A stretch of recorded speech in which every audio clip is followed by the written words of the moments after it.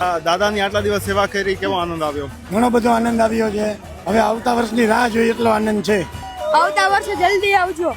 તો હવે દાદા જાય છે તો તને ગમે છે? હવે ના, દુઃખ લાગે, આપણે જેમ દીકરીને વડાવી એવું દુઃખ લાગે. હજી એમ થાય કે પાછા વયા જાય, હજી નથી મોકલવા.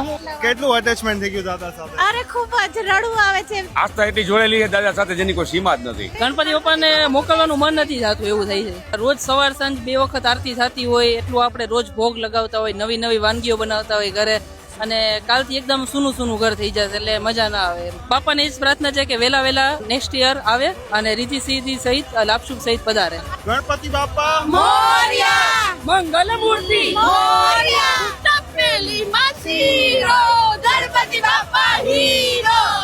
એ ગણપતિ દાદા આવતા વર્ષે વેલા આવજો ને, આવશો ને? मैं तो हमेशा अपने दोस्तों के साथ रहता हूँ. जब भी तुम्हें मेरी जरूरत हो बुला लेना, मैं आ जाऊंगा, प्रॉमिस. लौट के तुझको आना है, सुनने कहता दीवाना है, जब तेरा दर्शन पाएंगे चैन तब हमको पाना है.